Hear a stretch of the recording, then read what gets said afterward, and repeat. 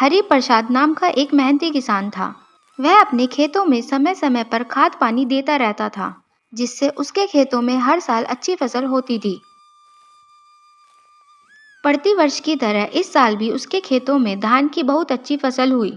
अच्छा किसान होने के कारण गांववासी उसका बहुत सम्मान करते थे, लेकिन गांव के कुछ लोग उससे ईर्ष्या भी रखते थे। वे लोग रात के समय उसके खेतों में से धान की चोरी कर लेते थे।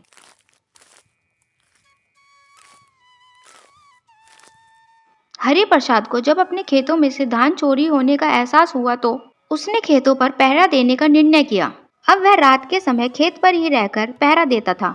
एक रात जब वह खेत की रखवाली कर रहा था तो उसने 4 लोगों को अपने खेत में प्रवेश करते हुए देखा।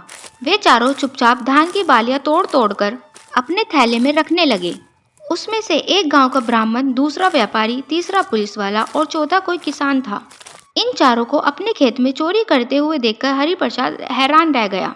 वह तुरंत जाकर उन चारों को सबक सिखाना चाहता था, परंतु उसने सोचा वह इन चारों को एक साथ नहीं हरा सकता, इसलिए उसे इन्हें अलग अलग हराना होगा। फिर एक युक्ति सोचकर वह सबसे पहले ब्राह्मण के पास गया और बोला, पंडित जी, आपने कष्ट क्यों किया? आपने मुझे आज्ञा दी होती तो मैं 10 बोरी धान आपके घर भिजवा देता। खैर कोई बात नहीं, अब भिजवा दूंगा। ये सुनकर ब्राह्मण प्रसन्न हो गया। फिर हरि प्रसाद पुलिस वाले के पास गया और बोला, अरे सरकार, आपने कष्ट क्यों किया? आपके पास तो बहुत सारे काम हैं। आपके ऊपर तो सारे गांव की सुरक्षा की जिम्मेदारी है।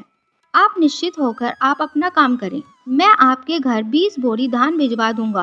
पुलिस वाला भी खुश हो गया और उसने धान तोड़नी बंद कर दी। उसके बाद हरि प्रसाद व्यापारी के पास गया और बोला, आपको धान देने में मुझे बहुत खुशी होगी। आखिर आपकी दुकान से ही तो मेरे घर का राशन पानी आता है। मैं आपके घर 25 बोरी धान भिजवा दूंगा। फिर वह किसान की ओर मुड़ते हुए बोला, तुम्हें एक किसान होकर दूसरे किसान की खेत में चोरी करते हुए शर्म आनी चाहिए। तुम मेरे खेतों से मेरी मेहनत का फल लेकर जा रहे हो। कुछ तो शर्म करो। मैं तुम्हें तुम्हारी इस गलती के लिए सजा अवश्य दूंगा। तुम मेरे साथ मेरी माँ के पास चलो। वे ही यह तय करेगी कि तुम्हें माफ करना है या सजा देनी है। किसान के बाकी 3 साथियों ने उसकी सहायता नहीं की, क्योंकि वे तीनों पहले से ही हरि प्रसाद की बातों में आ गए थे। अब हरि प्रसाद किसान को खींचता हुआ अपनी माँ के पास ले गया।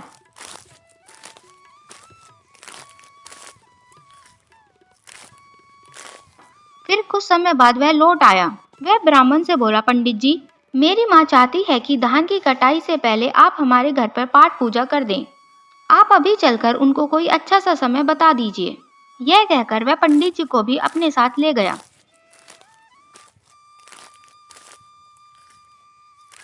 कुछ समय बाद वह लौटकर आया और व्यापारी से बोला, श्रीमान, मेरी माँ आपसे मिलकर आपको शुक्रिया अदा करना चाहती है, क्योंकि हमारा राशन पानी आपके यहाँ से ही आता है। यह कहकर वह व्यापारी को भी अपने साथ ले गया।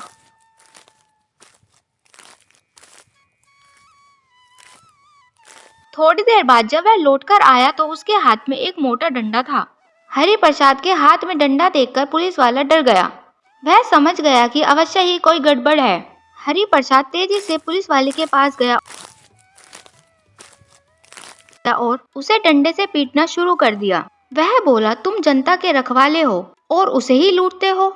आज मैं तुम्हें नहीं छोड़ूंगा। पुलिस वाला बोला, कृपा करके मुझे अपनी माँ के पास ले चलो।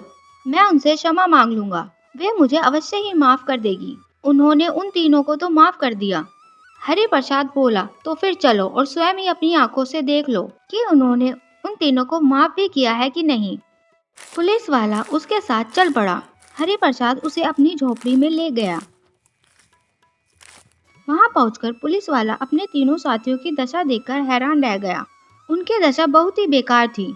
उन्हें पीटने के बाद रस्सी से बांध दिया गया था।